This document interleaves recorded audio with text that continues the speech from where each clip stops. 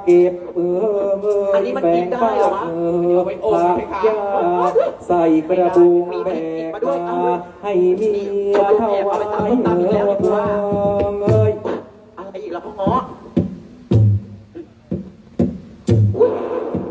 ยแบกมาซะเยอะเลยอะไรนะลูก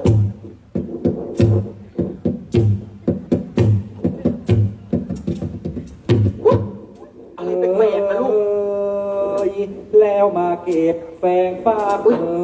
ผักยาใส่กระบุงแบกมาให้เมียถวายรจนาวาย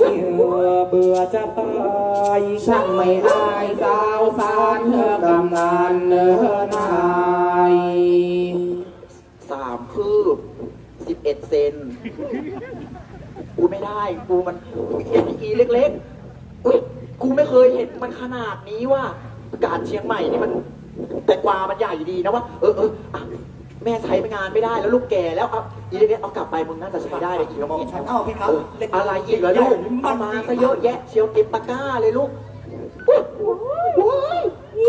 มันเหลืองสะใจว่ะอีเล็กๆ มันมีหลายอันเพคะ ไม่รู้มันพิการหรือเปล่าวะปกติมันมี2มันเหลืองดีอ่ะ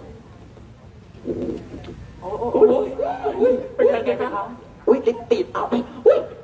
เป็นฟันฟ้านะลูก มันกินต่อมีบุญทั้งวยมันสิ ต่อไปเอาอะไรอีกเหรอลูกนี่แหละอุ๊ยตายแล้วอัญมณีล้ำค่าเลยลูกเนี่ย ว้าย ยาวใหญ่สีม่วงด้วยโอ้ยอะโตเมติกอุ๊ยอะโตเมติกกลัวเมืองเราไม่เคยมีอะไรอย่างนี้เอากลับไปก่อนเทคโนโลยีไฮเทคโนโลยีลูก มันจะใช้ อะไรอีกเหรอลูกโอ้ยว้ายเดี๋ยวนะลูกมันใช้งานได้เหรอลูกโอ้ยตายแล้วนี่คุณผู้ชมขาของมีคมนะคะห้ามเอาเข้ามาในงานเดี๋ยวแทงกันขึ้นมานี่ ระวังโดนแทงนะพวกนี้เกย์ลุกมันเยอะนะระวังเอานี่เอากลับไปอะไรอีกเหรอลูกพอแล้วอุ๊ยอะไรมันกลมๆวะว้ายอะไรอีเล็กๆอะไรวะ น่าจะเป็นมะพร้าวแม่มนทาเพคะ เอ้ยคืออะไรมะพร้าวกูเนี่ย มะพร้าวแก่ไงเพคะ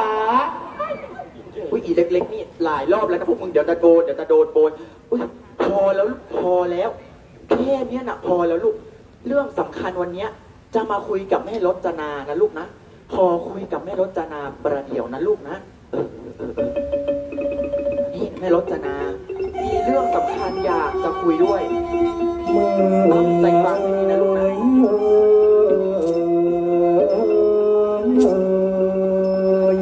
เมื่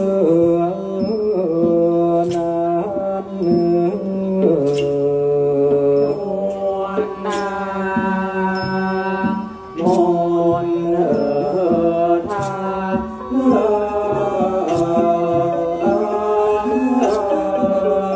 จึงปราศัย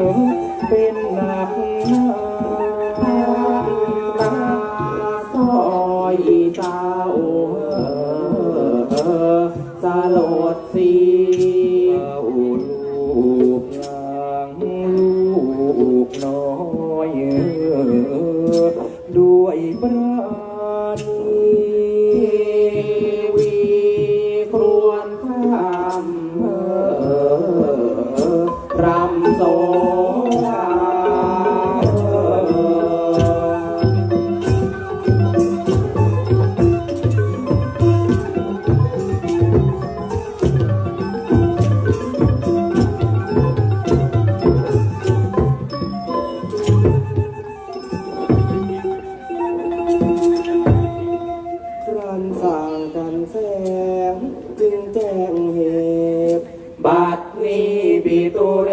เธอละออยเรารบมารดา ให้ออกมาแจ้งความแก่สามไว้ เจ้าก็รู้อยู่แล้วสินะลูก เขาดูถูกมาล้อม เอากรุงใหญ่ ขันพนัน ตีคลี หวังเวียงชัย หมายใจจะริบบุรีเราเท้าให้ไอ้เขย ทั้ง6 คน ออกผจญตีคลี ก็ยังแพ้เขา พระบิดา ทุกข์ร้อนลงนอนเศร้า เงียบเหงาไปทั่วทั้งธานี จะผินหน้าพึ่งใครไม่ได้แล้ว เห็นแต่ลูกแก้ว ทั้ง2 สี เจ้าช่วยวอนว่า แกสามี เชิญไปตีคลี อย่าน้อยใจ ขอพึ่งใบบุญ ของเจ้าเงาะอนุเคราะห์กู้เมือง ไว้ให้ได้ เจ้าอย่าเคืองขัด ตัดอะไรทำคุณแม่ไว้เถิดลูกน้อยน้ำไม่ลดจะนานนะลูก อ้อนวอนพ่อเงาะให้แม่ด้วยนะลูกนะ รจนาฟังเล่าก็เศร้าซอย มารดาน้ำตาย้อย นางพลอยโศกสันพันธานะลูกนะ ช่วยแม่ด้วยนะลูกนะคะ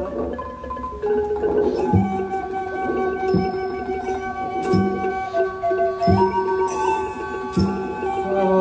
พระบาทพัสดาแล้วว่าวอน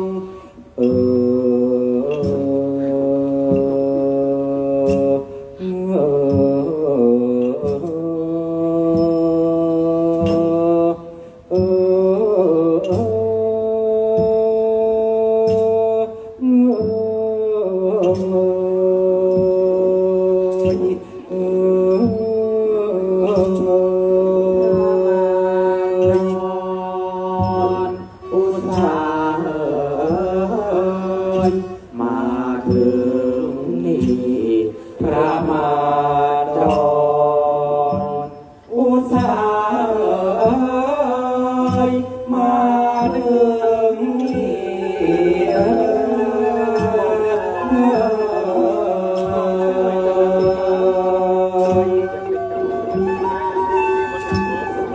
โอ้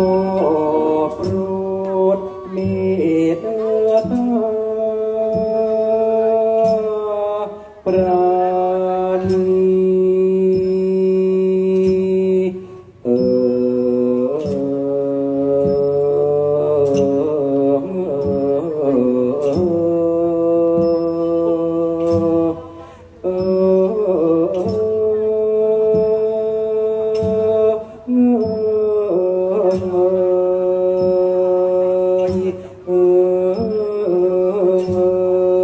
ช่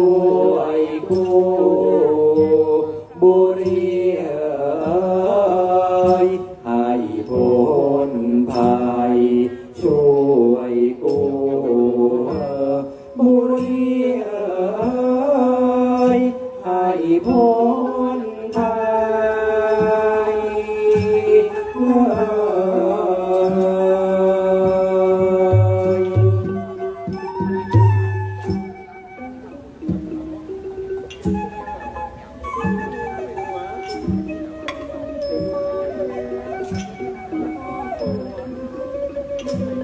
ช่วยกูฟังหน่อยสิมาอีเล็ก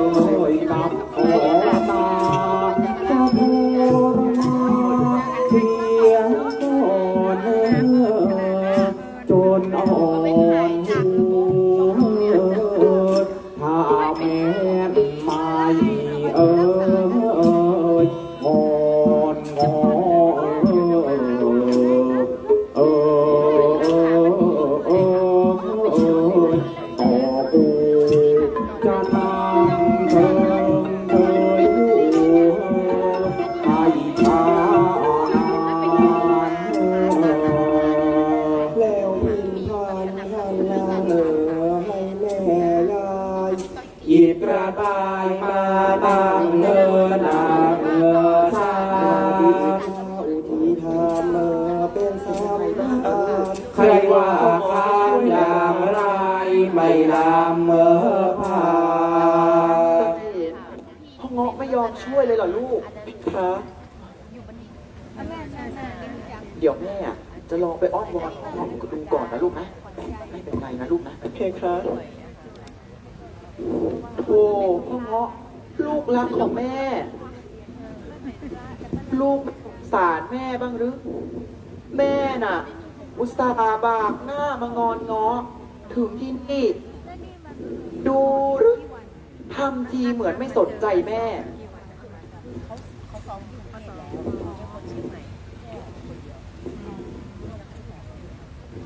ทุกคราวนี้น่ะ มันเป็นทุกข์ใหญ่นะลูก แม่กับพ่อน่ะ ไม่เห็นใครที่จะพึ่งพาได้เท่ากับลูกเงาะพ่อเงาะโถคนดีของแม่ ช่วยแม่ไว้สักคราวเถอะนะ ไม่เห็นแก่พ่อ ก็เห็นแก่แม่บ้างนะลูกนะลูก เงาะนี้คือพิสารบาลาย ตะเกนหน้าจอกงอพูดได้ ทำง่ายๆอ่ะพี่จี้ เออจริงๆนั่นแหละให้รจนา นี่ลูกเป็นคนสอนพ่อเงาะพูดหรือเปล่า เปล่าหรอกเพคะง้อของลูกพูดได้มานานแล้วเพคะ อุ้ยตายแม่ไม่ยักรู้พ่อเงาะพูดได้ เสียงก็ไพเราะ จริงไหมวะอุ๊ยไปแล้วจริงไหมวะอีนางเล็กๆ จริงเพคะ นี่ลูกพูดไปเลยลูกพูดไป แม่จะตั้งใจฟังนะลูกนะเฮ้ยนี่แม่รจนา เวลาพ่อเงาะอยู่กับลูกเนี่ย ไม่พูดจ้อพูดแจ้ทั้งวันเลยเหรอลูก เพคะ อุ๊ยก็ตอบแต่เพคะอุ๊ยอ่ะลูกพูดไปสิลูกพูดไป แม่จะตั้งใจฟัง เอ้าทำไมไม่พูดล่ะลูก ก็พระมารดาน่ะหยุดพูดสักทีสิพี่ยักษ์ค่ะ อุ๊ยตาย ข้าจะได้พูดบ้าง ดุก็เป็นสตรีมด้วยว่ะอีเล็กๆอุ๊ยน่ารักน่ารักอ่ะลูกพูดไปพูดไป แม่จะตั้งใจฟังลูก เงาะนี้คือปีศาจอุบาทร้ายว้ายมากลับกลายสรรเสริญ เห็นเกินหน้าจะล่อลวงให้หลง อย่าสงกา ลูกกลัวพระบิดา จะฆ่าแกง อุ้ยมันไม่ฆ่าเลยนะลูกนะ ก็ท่านคิด แยกโยนเป็นคนใน แต่ผลหลังอย่างไร พระจำแจ้ง ใช่ลูกจะรังเกียจเสียดแทง พระมารดา อย่าระแวงหรือไทยลึก อันท่านทั้งปกเขยย่อมเคยครีออกต่อตี ก็ยังแพ้ แกฆ่าศึก อุ้ยนั่นแหละลูก แล้วนับประษา หน้าเงาะนี่เห็นลึก ทำไมล่ะลูก จะพึ่งพา อย่านึกให้ป่วยการ ก็แต่ธุระของข้า หาใส่ปาก แสนยาก ยังไม่มีใครสงสาร โอ้โห เพิ่งเห็นว่าชนนี นี่โปรดปราน นั่นแหละลูก อุตส่าห์มาถึงบ้าน อ่า ข้าขอบใจ เมื่อ แต่ก็พูดน่ารักอยู่ดีว่าเองเล็กชอบคนพูดอะไรอย่างเงี้ย นางมนทาเอ้ยชมปอเอ้ยก็พูดเธอได้น้อยหรือถ้อยคำเมื่อรำพิไรสำคัญว่าบ้าใบ แม่อยากให้รู้จริงๆนะลูก สารพัดตัดพ่อพ่อตาแหลมหลักหนักหนาเจ้าค่ะทางกระทบกระเทียบเมื่อเปรียบเลย ไม่ปราณีบ้างเลยหรือเจ้าเงาะ ถึงกรมบทพ่อ ก็เห็น แก่แม่บ้างไอเลยเหรอลูก อย่าให้นั่ง น้ำตา ลงเพาะเพาะดูหรือช่างใจ แต่หัวเราะ ไม่ช่วยอนุเคราะห์ แล้วหรือไรเฮ้ยเฉยเมยอยู่ได้ ลูกเขยคนนี้ผมพากูไปกายภาพด่วนจบงานเนี่ยนี่แม่รจนา ช่วยอ้อนวอนพ่อเงาะให้แม่อีกสักครั้งนะลูกนะ ช่วยแม่ด้วยนะลูก เพคะ ลูกนะ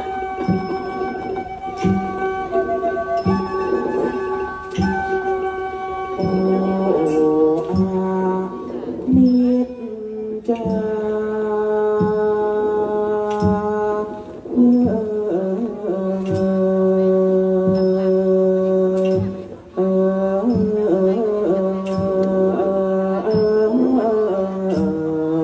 พระสา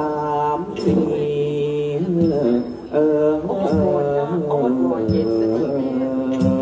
ไม่ปราณีน้องจริง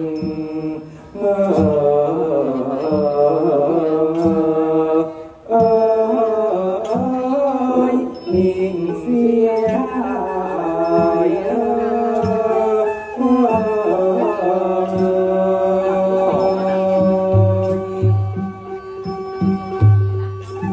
ควรหรือมาสลัด ตัดอะไร ช่างกระไรไม่คิด สักนิดเลย ทุกของพระมารดา เหมือนทุกตัว จะผินหน้าพึ่งผัว ก็เชื่อนเฉย เขาจะอ้อนวอนกันอยู่อะ ดีแต่ทำเปล่าเปล่าให้เขาเย้ยอกเอ้ยจะอยู่ไปใยมี เสียแรง วอนแล้ว วอนเล่า แม้นพ่อเจ้าไม่โปรด เกสี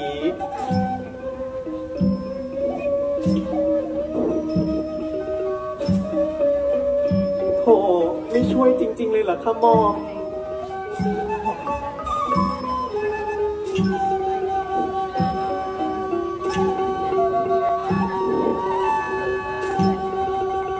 น้องจะลาสัน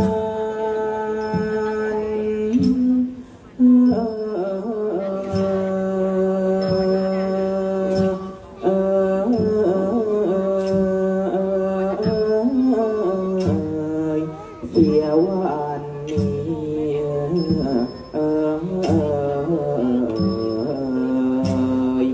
เทวีสวง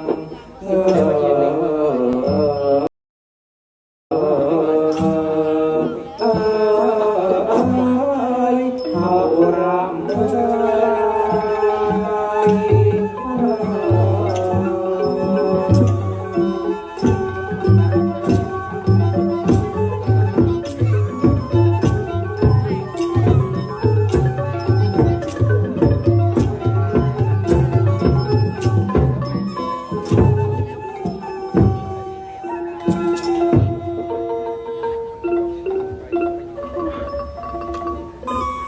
มื่อ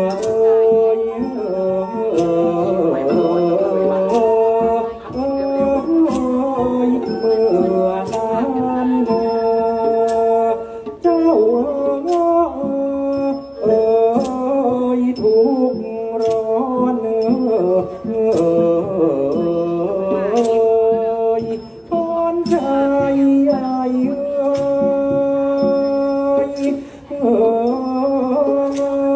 เจ้าทุกข์ร้อนทอนใจใหญ่ตัวเมียจะสัน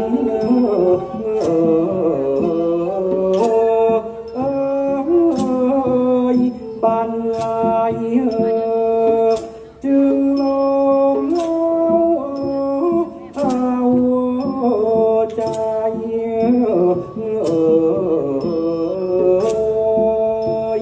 ไปมาดอกเจ้าดอกจำปาที่จะรับอาสาละน้องอยากกันแสงเศร้ามอง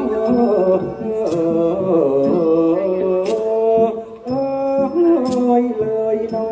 งรักไว้พนักงานที่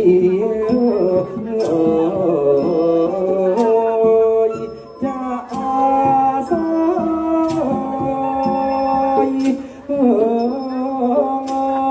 ไว้พนักงานที่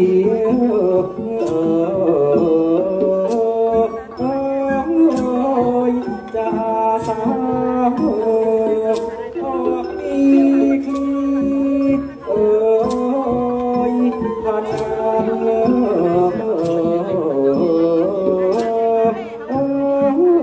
ดังสัญญามีไม่เสียภาระ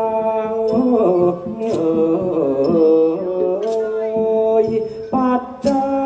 มิตรดอกเจ้าดอกสลิดเจ้าชื่น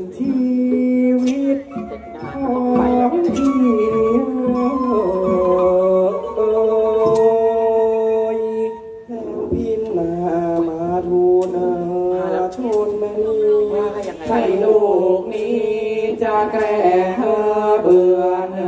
บิด หากแต่คุณโจรเป็นคนคิด เครื่องทรงแต่สักนิดก็ไม่มีเมื่อเมื่อนานนางมนทาคอยสบายคลายคิดจึงว่าแกเคยควานทันทีเครื่องประดับดี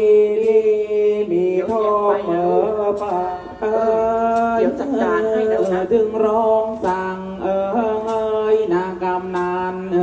การระยานี่อีเล็กๆอีเปิ้ลเนี่ยแหละมามึงขยับมาใกล้ๆกู นี่เข้าไปในวังไปบอกท่านตาท่านเท้าสามนบอกว่าพ่อเงาะเนี่ย ยอมที่จะไปตีคลีให้แล้ว แต่มึงไม่ต้องมองไม่มีอะไร แต่ยังขาดเครื่องทรงอย่างกษัตริย์ ให้ท่านตาน่ะ รีบจัดส่งมาเน้นย้ำนะอีเล็กๆบอกว่าขอเครื่องทรงใหม่ๆทวนสิวะ ไปบอกท่านตาท่านเท้าสามมนว่าจะขอยกทรงใหม่ๆหรือไงครับ กูงงคอสเมติกมึงมากเลยตอนเนี้ยกูกลัวแล้วเกิน นี่ไม่ใช่กูไม่ใส่แล้วยกทรงเห็นไหมเนี่ยมันยานแล้ว นี่ไปบอกท่านตาว่าขอเครื่องทรงกูจะติดยกเมื่อกี้เครื่องทรงใหม่ๆ เครื่องทรงใหม่ๆ นั่นแหละอุ๊ยใช้การได้เรื่องไปรีบไปบอกท่านตานะวะ จึงร้องสั่งนางกำนันกันระยา เร่งไปบอกพันตาอย่าช้าได้จัดเครื่องทรงงามวิไลส่งออกมาให้อย่ารอ จะได้ช้านะอีเล็กๆไปเร็วๆเข้าหน่วยการมันใช้ได้ไม่ได้ยังไงเนี่ยยอมไหลท่านสองนี่พ่อเงาะใจเย็นๆนะลูกนะขอบใจมากที่ช่วยแม่เนี่ยแม่จะไม่ต้องไปตีคลีเองนะลูกตีไม่ว่าอีเล็กตีเอง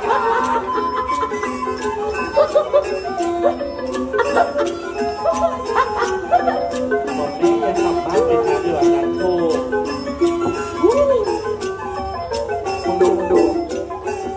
เอาหน้าออกมาเลยอ่ะตายมากแล้วเป็นคนรู้สึกเหมือนเล่นน้ำลอยนะคะวันเนี้ย แล้วไหลเรื่องลงกัน ย่อยืดยุบถูกวิ่งมาอุ๊ยทันใจว่าอีเล็กๆคนเนี้ยว่าเก่งเครื่อง นี่ใช่ไหมล่ะเครื่องทรง ทูลมอง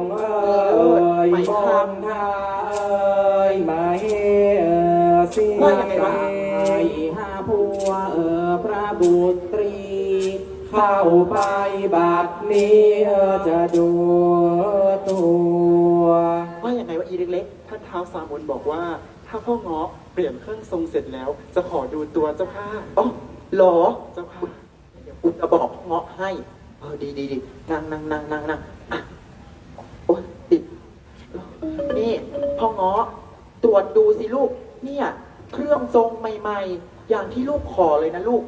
แต่ท่านตาเนี่ยยังบอกอีกว่า ถ้าแต่งเสร็จแล้วเนี่ย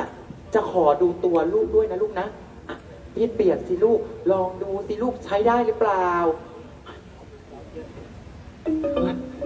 ลองดูสิลูกเนี่ยใหม่ที่สุดแล้วตำหนักเจ้าแม่กุหลาบเลยนะลูกนี่เจ้ากองเอามาให้เองนะลูกนะใหม่ที่สุดแล้วเนี่ยเจ้ากองพอเอง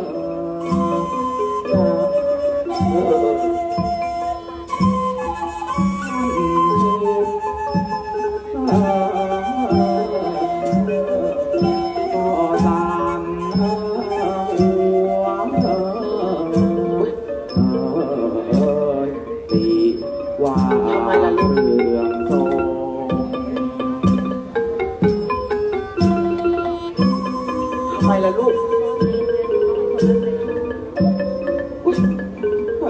ลองดูที่ลูกใช้ได้ไหมล่ะ ตีว่าเครื่องตรงตัวเต็มทั่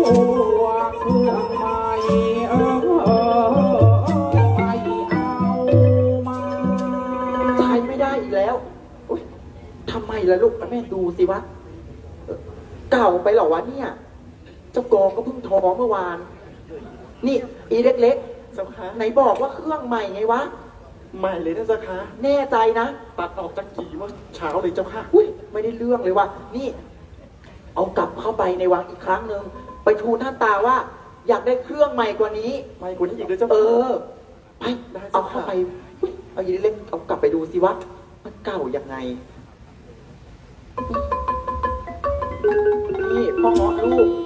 ใจเย็นๆนะลูกนะ เดี๋ยวแม่เนี่ยจะจัดเครื่องทรงให้ใหม่นะลูกนะ จะเอาให้งามงดยิ่งกว่านี้อีกลูกนะลูกนะงอนเก่งเหลือเกินล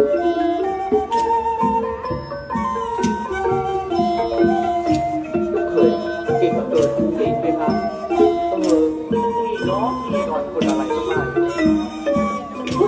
อุ๊ยเสียงอะไรวะมันตายนานนะ เมื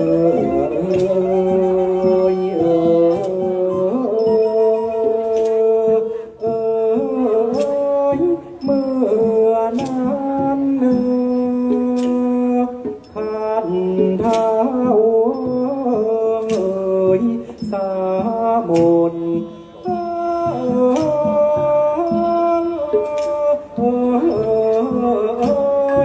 นาร้อนตราย รอบนี้ไม่นานแล้วพี่ชาย เรื่อง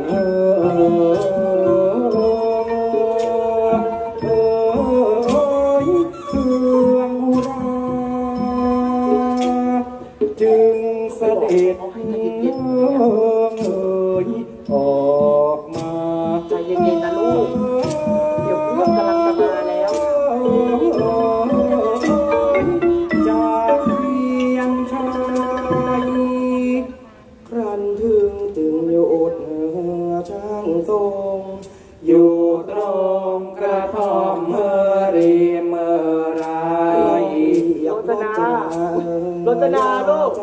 พ่อมาเป็นไรไม่มารับพระบิดาร จนา รจนาลูก พ่อมาหาลูกออกมาพ่อหน่อยสิลูก เฮ้ย ไอ้เสนา เสียงใครวะ ไปไหนวะคุณนะเป็นใครยายายเข้ามาตั้งนานแล้วมองไม่เห็นที รจนานารีเสน่หา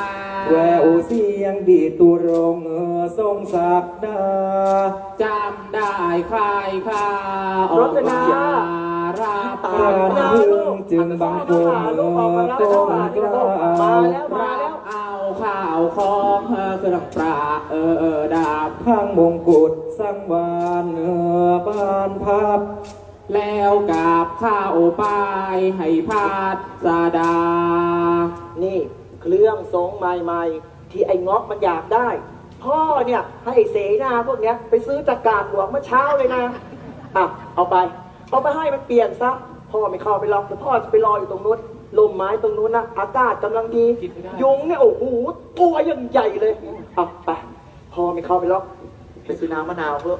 ใช่ต้องไปซื้อน้ำมะนาวแล้ว เครื่องทรงมาแล้วใช่ไหมว่าอีเล็กๆมาแล้วจะผัดกับคู่มาว่าเครื่องทรงใหม่เพคะ เจ้างอกนั่งนิ่งฟ้า ที่สะดูเครื่องหมายที่ให้มา แล้วมีว่าจาว่าไป อันอาภรณ์ทั้งมวล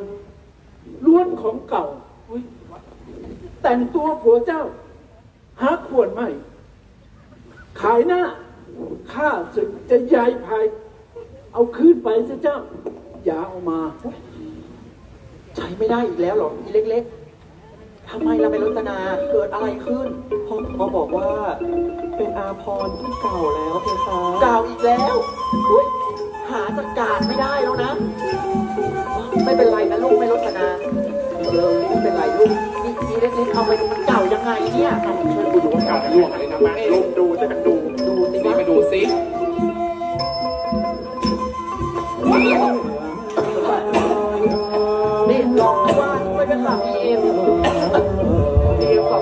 พีเอ็มหรือเปล่าวะ เก็บพระวินสานุ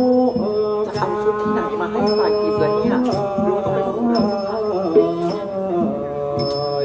แก้วกา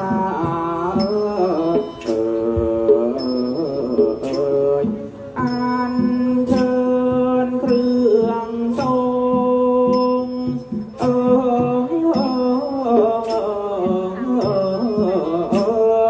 องค์อินทราใส่พานแว่นฟ้า จะออกไปตีคดีไทยหรือเปล่า มาทานได้ครานถึงกระท่อมน้อยหอยสังกำบังกายาเข้ามาไกลเครื่องทรงขององค์สหัสนาย วางลงส่งให้แล้วกลับมานี่นี่ดีเลยอะไรมันเขียวๆบินมาแวบๆวับๆกันแสบตาเลยเมื่อกี้ เจ้า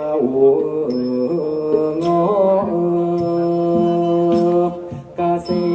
มสันเกษมสันอันสา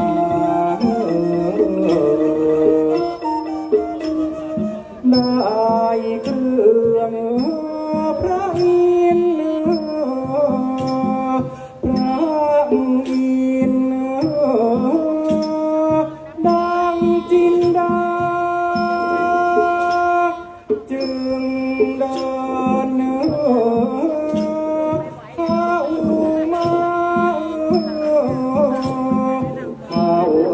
มายังห้องใน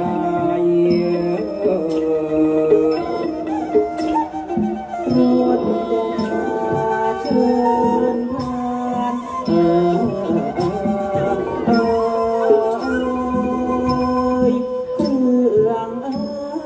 ทรงหายไปนานแล้วนะวันนี้เล็ก มาคอยส่งคอยส่งให้จอดใจรักกอดลูกงอกันทันใดส่งให้แก่นางแก่นางรถจันนา ๆนานเกินวันนี้เล็กๆเชียงใหม่มันร้อนเอาพัดซะหน่อยพัดสิวะเย็นขึ้นไหมคะเย็นขึ้นแต่มันคนละที่ว่ะเล็กๆหน้ากูอยู่ตรงนี้ร้อนแล้วเกินอุ๊ยอารมณ์เสียจะยอมไปหรือเปล่าก็ไม่รู้เนี่ย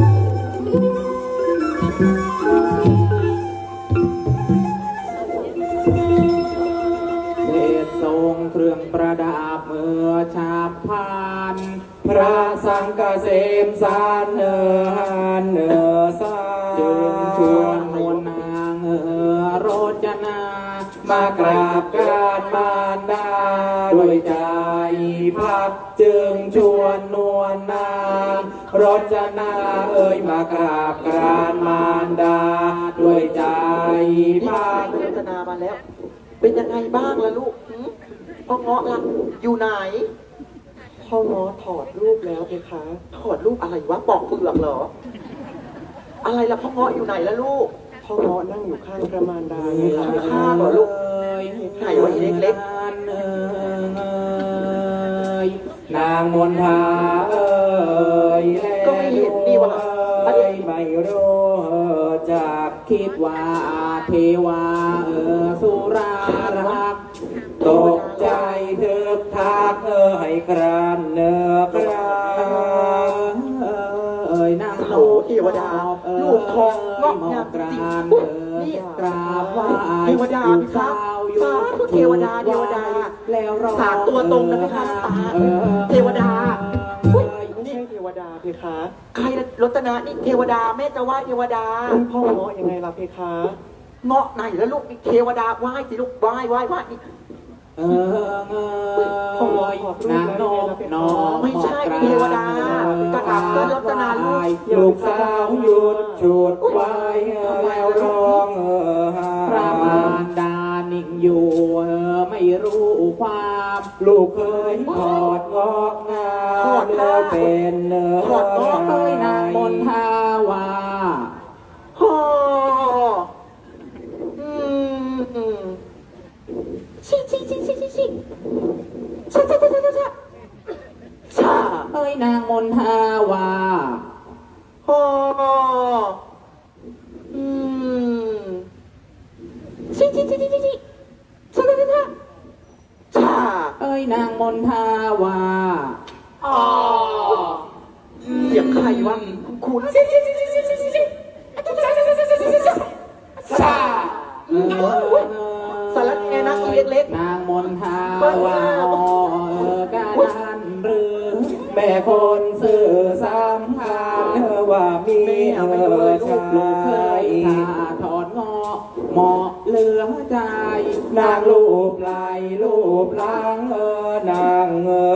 อน้อยหรือน่ารักเป็นหักตาหน้าตาจิ้มลิ้มยิ้มยอมใส่เครื่องประดับเมื่อก็รับรองผิวพรรณผุดพองดังทองแล้วร้องเรียกพาสดา พันตาน่ะ สา อุ้ยพันตา มานี่เสียใครอยู่ตรงไหนเนี่ย จะบอกให้พันตา เร็วๆสิไปคะอุ้ยมาแล้วพันตา มานี่เร็วๆสิคะพันตา เร็วอะไรท่านยาย นี่พันตาคะทีเนี้ยนะคะ เราจะรวยแล้วไหมคะพันตา รวยอะไรล่ะท่านยาย รวยเงิน รวยทอง รวยหวยหรือว่ารวยลอตเตอรี่เหรอ อุ๊ยรวยลอตเตอรี่น่ะ มันไม่ได้รวยอย่างนี้หรอกค่ะพันตา อ่ะแล้วมันรวยอะไรล่ะท่านยาย อ้าวมันก็รวยที่ได้บ้านได้เมืองนะสิเพคะพันตา เดี๋ยวไหลนะท่านยาย อุ๊ยไม่เชื่อกันแล้วไปหมอมท่านเนี่ยขอกลับไปหาลูกเขยดีกว่านะคะนี่อุ๊ย นี่ไอ้เสนา ไปยังไง ท่านยายดูข้าวเป็นอะไรวะวันเนี้ยดูพี่กลแบกคนไปสิจิดูกระตุ้งกระติ้งนุ่นนั่งพูดไม่รู้ความนุ่นนุ่นวิ่งมาวิ่งเร็วซะด้วย ร้องเรียกพระสดา เข้ามาเร็วๆสินะคะ ไม่เข้าร้อง เร็วมานี่จะบอกอะไรแล้วทูลหัว อย่ากลัวใคร เห็นจะกู้เมืองได้ดังใจปออย่าดูถูกเคยคนนี้ทางในทางนี้ไม่มีซ้อนผิวเนื้อเหลืองเรื่องรองเปล่งปลั่งดังทองนพผาฟูไอ้เชื่อหรือเปล่า ไม่เชื่อหรอกพยาเลิศเลือมนุษย์สุดแล้วพอปากคอคิ้วตา เหมือนหน้าหุ่นเอ้ย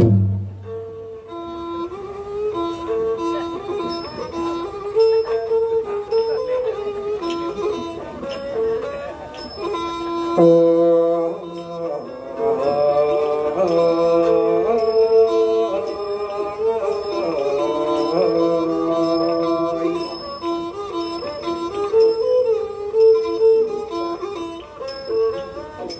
จะกล่าวถึงอภัยวิไลเลือไปลงเถื่อนางฝรั่งชาวต่างถิ่นออกไปนั่งตั้งพยาพานารินให้อยู่กินที่ไก่ที่ในเมืองเอ่ยเอ่ยเอ่ย เอ้ยเป็นอะไรไปคะท่านตา หยุดเลยมึงไอ้เสนา โดนมาอีสารแหน่นะเนี่ยสารแหน่นะไปคะท่านตา ก็ทันยายนั่นแหละเป็นน้ำมันแก่แล้วไม่ต้องแก่เอ้าจะว่ายังไงก็ว่ามา ท่านตาค่ะ มีเรื่องจะบอกนะพี่คะ เหนื่อยคุณแม่ แต่เย็นๆนะลูกนะ นี่ท่านตาขาเดี๋ยวนี้พ่อเงาะเนี่ยเขาไม่ได้เป็นเงาะติดเปลือกเหมือนแต่ก่อนแล้วนะพี่คะท่านตา เพราะว่าถอดรูปเงาะออกมาแล้วเนี่ยอุ้ยท่านตาเอ้ย นี่ผิวเหลืองอย่างกระทองเนี่ยพี่คะ โอ้ยทองสักนิดนั่นสิท่านยายดำนิดหนีเหมือนไอ้เงาะเนี่ยจะมาอวดฉันทำไม อุ้ยท่านตา ทองนพคุณเลยสักทีเดียวค่ะท่านตา นี่จะบอกอะไรให้ฟังนะพี่คะ จะดูปาก จะดูปาก ปากก็งาม ปากก็งาม จะดูหน้า จะดูหน้า หน้าก็งาม หน้าก็งาม จะดูคอ เออ คอบนนะคะท่านตาคอละบนไหมคะ คอบน คอก็งาม สนใจ จะดูคิ้ว จะดูคิ้ว คิ้วก็งาม นี่ไฮไลท์มาแล้วไฮไลท์มาแล้ว หรือจะดูตานะไหมคะ ดูตานะ ค่ะ ตา ตาก็งามไหมคะท่านตา นี่ท่านตาเอ้ยหน้าเนี่ยอย่างกระหุ่นเลยไหมคะ หุ่นผักบุ้งนะสิท่านยาย นี่ลืมบทอีกแล้วไง ดูหุ่นหลอกเนอะ ไม่ใช่นะคะท่านตา หุ่นจีสิเพคะนี่ท่านตาเอ้ย งาม งามจริงๆเพคะท่านตา สุดแล้วพอ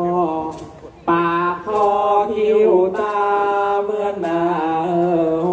ถ้าใครได้เห็นก็เป็น มันถอดเปลือกแล้วมันต้อง ไม่เชื่อเชิญพ่อคุณ เข้าไปดูหน่อยเถอะค่ะท่านตา ดู ทำไมอยู่เดียวล่ะพี่คะ เอ่ยเมื่อนาน เท้าสามอนหัวเรอยอดยิ้มอยู่ อันนี้คือคนหัวเราะเหรอวะ กับใครเขาไม่รู้ รักพานหูดูจีไปทีเดียว คืนจะให้ไปดู เนี่ยคุณผู้ช ลู ม กเคย ทอง ม ไหม อง ล่ะคะตรงเนี้ย มันสีหมอกหนักหนาเหมือนมา เนี่ยคุณป้าบอกทองเห็นไหมล่ะ อย่าอวดโอ้ สาวคนไม่เชื่อ โปรดเนื้อลดเลี้ยว พระอินทร์มาเคี้ยวเคี้ยวไม่เชื่อเลย ไม่เชื่อได้ยังไงกับลูก แล้วตรัสกับเมืองไม่เชื่อหรอกเลยนะดินทาเมียตาแกเสียจาริตผิดแล้วเว้ยเอ้ย ลองดูสัก ไม่ใช่สีนา ข้าว่าท่านยายเนี่ยมาอยู่กระท่อมปลายนากับไอ้เงาะมากไปแล้ว สงสัยจะเสียสนิทสงสัยแก้เป็นบ้า จริง แล้ว ไหม อ่ะ ครับ ท่านตาว่าใครบ้าเนี่ยคะ อ่ะก็ท่านยายนั่นแหละบ้า อุ๊ยท่านตานั่นแหละบอก ยายบ้า ตาบอก ยายบ้า ตาบอก ยายบ้า ตาบอก ยายบ้า ท่านตา โอ๊ยโอ๊ยโอ๊ย อุ๊ยไม่เอาแล้วไหมคะหม่อมฉันกลับไปหาลูกเขยดีกว่าอุ๊ยดูสิทองสององค์เลยเนี่ย แล้วตรัสกับเสนาดินทามี จริงไหมมัน ตาแกเสียจารีตเพียนแล้วว่า รูปทองที่ในเล่าเฝ้าชมเชย ไม่เชื่ออีกแล้ว เงาะ เงยหน้าเกลียดขี้เกียจป่าไม่เท่าหรอกพะยะค่ะ โอ๊ยไอ้นี่หน้าดำเอาเทียบเนี่ย เมื่อนั้นนางมนทาว่าดูดื้อไปได้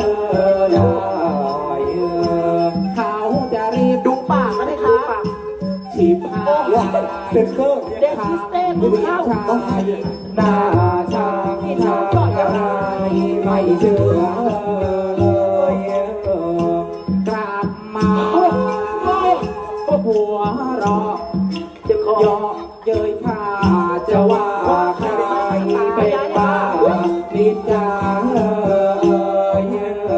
ไม่รู้ จริงๆนะคะตา ดอกนะพระเอ๋ยลูกเคยเล่าใส่มีชัยเนาะ ฟ้าผีท ถิดนะ ไม่ว่าเล่น ฟ้า เท้าเห็น มัวแต่จะชมบอก กรอก จริงๆนะคะ อย่าหัวเราะ แม้ไม่เหมาะ ตีเมียเสียให้ตายอุ๊ย เมื่อ ลงไปทำไมนะแม่บุญธา แลไม่รับเราเพคะตา เจ็บนะเพคะ เท้าสาหมนสวนสันไม่พันพา เห็นนางมนทาว่าวุ่นวาย จึงสร้างตายดำเนินเดินมา เอ้ยเข้าไปในทับเมือง ทหารต้องอะไรอ่ะ เอ้ย จังหวะมันมาไหมคะ เฮ้ยเฮ้ยเฮ้ยเฮ้ยเฮ้ยเฮ้ยเฮ้ยเฮ้ยเฮ้ยเฮ้ยเฮ้ยเฮ้ยเฮ้ยเฮ้ยเฮ้ยเฮ้ยเฮ้ยเฮ้ยเฮ้ย อาตาทำอะไรนะ นี่สาบนเดี๋ยวมึงก็เลิกตี 4 ตี 5แล้วอีห่านี่ ไม่ได้ของคนละเรื่องกันนะเพคะ แกอย่าว่าจะสินานๆ เอ จะ อ มา เกรงใจชุดบ้างไป มานี่สิเพคะตา มันคนละเรื่องกันค่ะมโนราเอาไว้ปีอื่นนะเพคะ ปีหน้า นี่ มา ปีนี้ แน่ มนทาก่อนค่ะ นี่อะไรนะท่านยาย โอ๊ยเขาเรียกสะพานเพคะท่านตา สะพานนะ สะพานเพคะท่านตา สะพานเหรอ สะพานค่ะ โอ้ยเครื่องมารับ เมื่อก่อนเนี่ยหม่อมฉันเนี่ยข้ามบ่อยเพคะเพราะว่าไป8-6เพคะ ไปหาเกย์น้อยนะสิท่านยาย มันเป็นอดีตแล้วค่ะท่านตา ปัจจุบันก็เป็นอยู่ ไม่ นี่ เป็ เป็น น เพคะนี่เดี๋ยวหม่อมฉันพาข้ามนะเพคะ อ้าว เดี๋ยวรอหม่อมฉันก่อนนะเพ ครั คะ บ ค่อยๆนะเพคะ ระวังฟ้าเปิด ฟ้ามันหายไปนานแล้วเพคะ พอใช่นะสิเตอของใหญ่มา ว้ายนี่ท่านตาค่อยๆข้ามนะเพคะอ่ะ ข้าม นี่ก้าวเท้าขวาก่อนนะเพ ก้า คะ วเท้าขวา ท่านตาอย่าเล่นเยอะสิเพคะท่านทำไม่ถึงอ่ะ ครับเขาจะไม่ นี่ หัวเราะ ขวานี้สิเพคะ พร้อมนะเพคะ ครับพร้อม 1 2 3 อุ๊ยโอ้ยเหนื่อย ระวังกระดูกกระเดี่ยวพังนะเพคะอ่ะท่านตาเข้าไปดูสิเพคะ เอ้ยเข้าไปในทับเมือง ลูกเคยแล้วเนาะเพคะท่านตา พ่อเจ้ากูไม่ขี้ขี้นะแม่บุญธา น้อยรูปร่างอย่างเทวดา หน้าตาจิ้มลิ้มพิมพ์พระ ผิวเนื้อเรือเหลืองประหลาด ดังทองคำธรรมชาติหล่อ พูดผิดซะที่ไหนล่ะ ทราบที่เถิดลูกเคยเรา งามจริงแล้วเจ้านางมนทา คิดถึงพี่นี่เนี่ย เมื่อครั้งเนี่ยยังหนุ่มแน่น เพคะ รูปร่าง มีเล็กมาดูสิวะคนหรือปลิงเนี่ย โอ้ไม่แกล้งอวดส่วนโซ อุ้ยเลี้ยวเก่งเลี้ยวเก่ง ตาใส่ชดา ประดับ ก็รับรอง แต่ไม่เหมาะ ลูกเขยเราคนเนี้ย ทำไมล่ะเพคะท่านตา เป็นต่อพี่อยู่เล่า นับไหมเพคะ สักอายุหน่อย1 2 3อุ้ยไม่พอแล้วอุ้ยเหม็นเล็บขบไปไหมมึงคะ3 อุ้ย 2 คิดตั้งนานได้กระติกนึง แต่แพ้เขาที่เนื้อเราเนี่ยไม่เป็นทอง เหลืองอย่างเงี้ยเหรอคะ ใช่ แต่กระนั้นโน ว้าย อย่านะเพคะ ก็ยังรัก อุ้ยลอง ว่ารูปงาม ผู้ช่วยอธิการบดีมาค่ะท่านตา ระวังนะคะ คาแรคเตอร์ของคีย์คาแรคเต เอ อร์ อ ตราดพรางแย้มยิ้ม อย่าเล่นอย่างนี้สิเพคะ แล้วพี่ปลายป่าสายตายทา ลูกรักจงแถลงแจ้งความ เจ้านี่มีนามมาก่อนได้ หวานเครือเนื้อนอ พงเผาเราก็เป็นชานา อยู่ประ ย เทศธานีบุรีรัย ทำไมจึงแกล้งแปลงปลอมมา บอกแม่หน่อยสิลูก เป็นใครมาจากไหน จงแถลงแจ้งความ เมื่อเมื่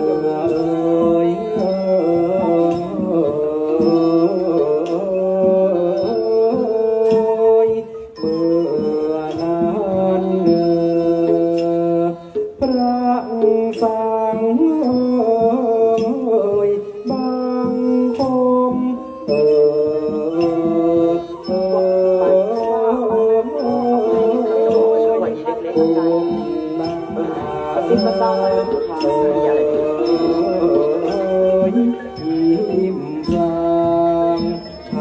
ทูล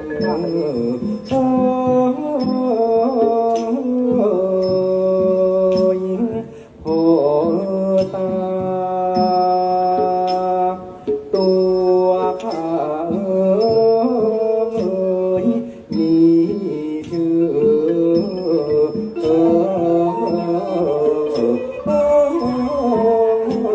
พระสังฆ มีหมดกระจายหมด เป็น สังทองไว้เล็ก ๆ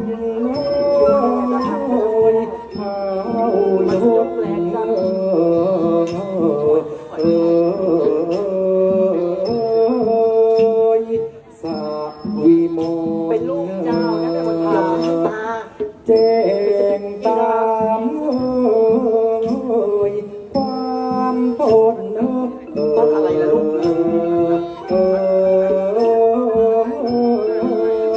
ที่มนมองซึ่งแปลงมาจะหา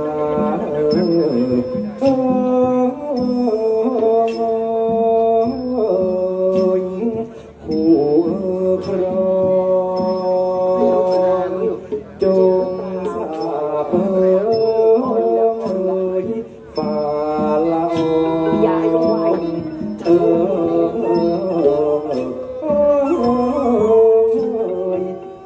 ดธรรมานเมื่อนานท้าวสามนตกพระหัตถ์ชาเดินชา โอ้แตกแล้วเป็นตา ผู้ดีมีสันดานเป็นเผ่าพงวงวานกษัตริย์เนื้อตราสมยศสมศักดิ์น่ารักใครที่นี้ไม่อับอายใครนาลูกลังลูกลายไปมา จูบซ้ายจูบขวา เวลามันเกิดคนจริงๆซีรีส์วายกำลังแม่ หกเคยเงยยุพอให้ขับเจ้าแค้นใจยายเท่าก็ไม่ห้ามอุ๊ยท่านตา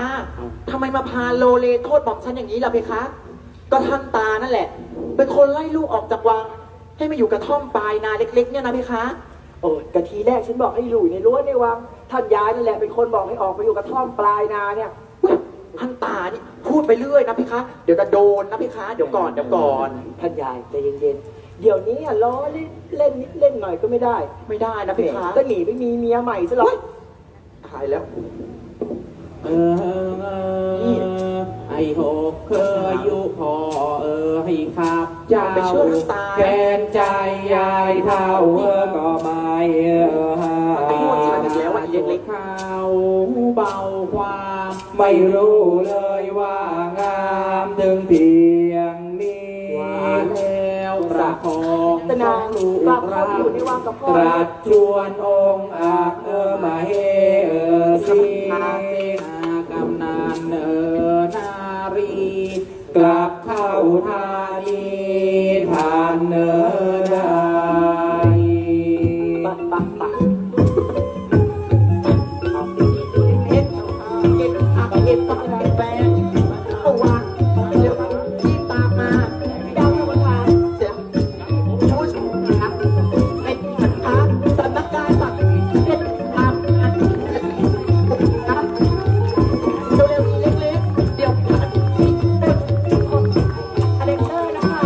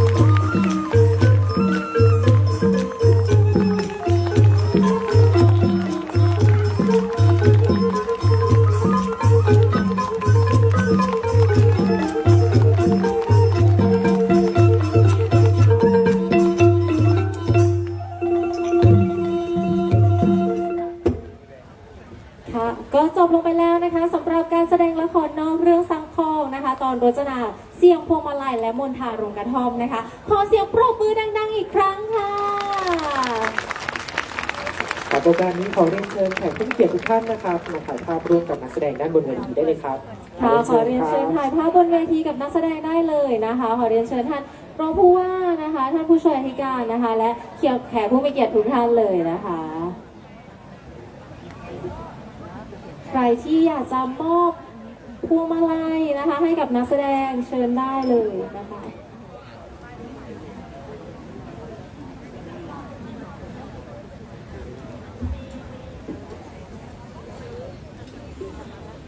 ในการนี้นะครับสำหรับใครที่ยังไม่ได้ให้ดอกไม้นักแสดงนะครับ สามารถไปซื้อได้ที่บูธชมรมนาฏศิลป์และดนตรีไทย สามารถมามอบให้กับนักแสดงของเราได้ครับ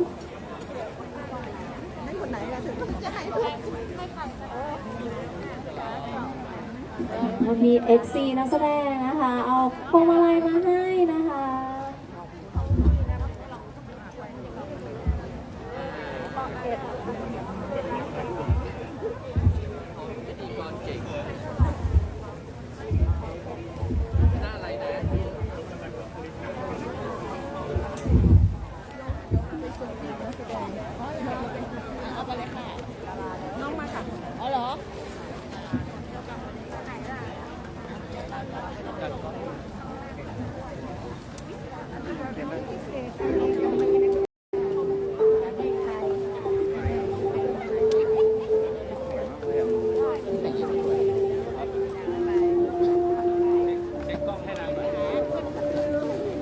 ทำไมอ่ะก็ได้อยู่นะ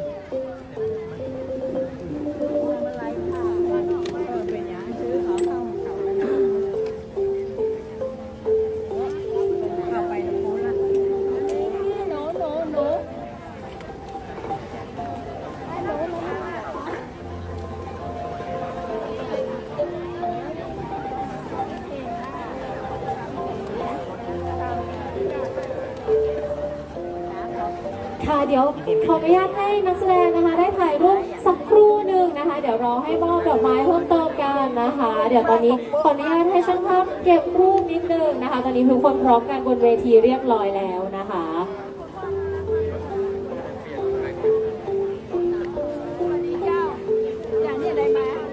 ค่ะและตอนนี้นะคะผู้ชมทุกท่านอย่าเพิ่งกลับนะคะ อย่างที่บอกไปค่ะเมื่อตอนเริ่มงานว่าเราจะมีการจับรางวัลจากการลงทะเบียนนะคะ ใครที่ลงทะเบียนแล้วได้รับเลขหางบัตรไปนะคะ ควักขึ้นมาเลยค่ะ ตอนนี้หลังจบงานเราจะมีการประกาศรางวัลกันนะคะ ได้แล้วครับอย่าเพิ่งนับอย่าเพิ่งรีบกลับนะครับรอลุ้นรางวัลกับเราก่อนนะครับ ค่ะรางวัลของเราเป็นหม้อหุงข้าวนะคะถึง4รางวัลกันเลยทีเดียวนะคะ ควักหางบัตรของท่านขึ้นมารอลุ้นได้เลยนะคะ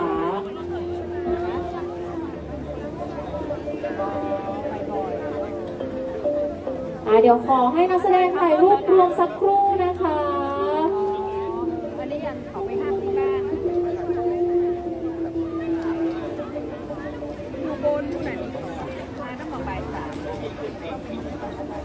ตากล้องพร้อมไหมคะ เดี๋ยวขออนุญาตให้นักแสดงได้ถ่ายรูปรวมสักครู่นะคะ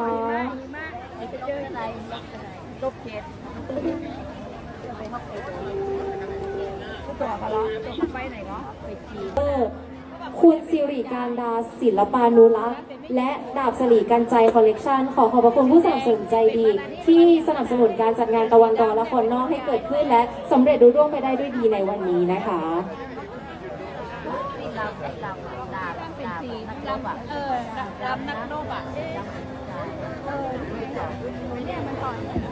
ไม่มีใครให้ดอกไม้หรือพวงมาลัยกับนักแสดงบ้างเลยเหรอคะ น้อยใจแล้วนะคะเนี่ย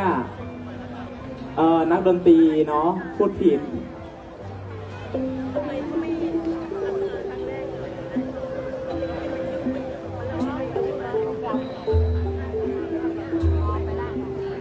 โลเทสเทส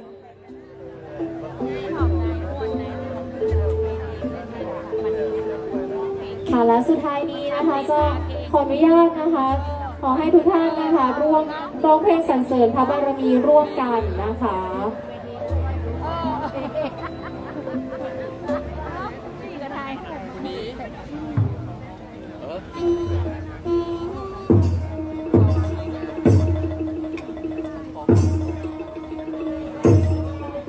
พระมารโนภาภูมิบาทบุญญาดิเรกเอกรมจาคินพระสยามิน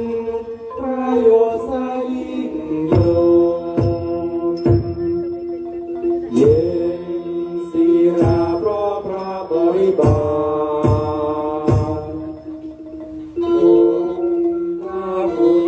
รักษาปวงประชาเป็นสุขสารขอบันดาลพระประสงค์ไทย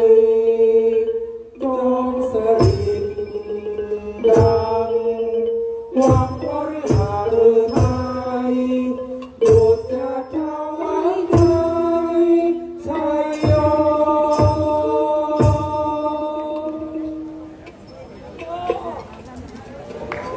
ค่ะขอขอบพระคุณทุกท่านเป็นอย่างสูงนะคะ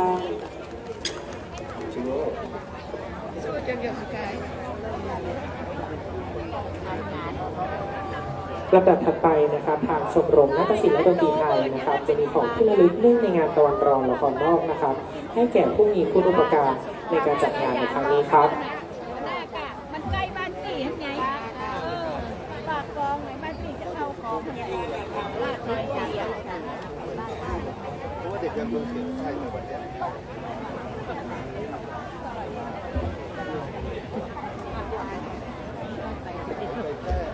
น่าหลาดอยู่ลงแม่ก่อนไหนเลยเอาเบอร์ละ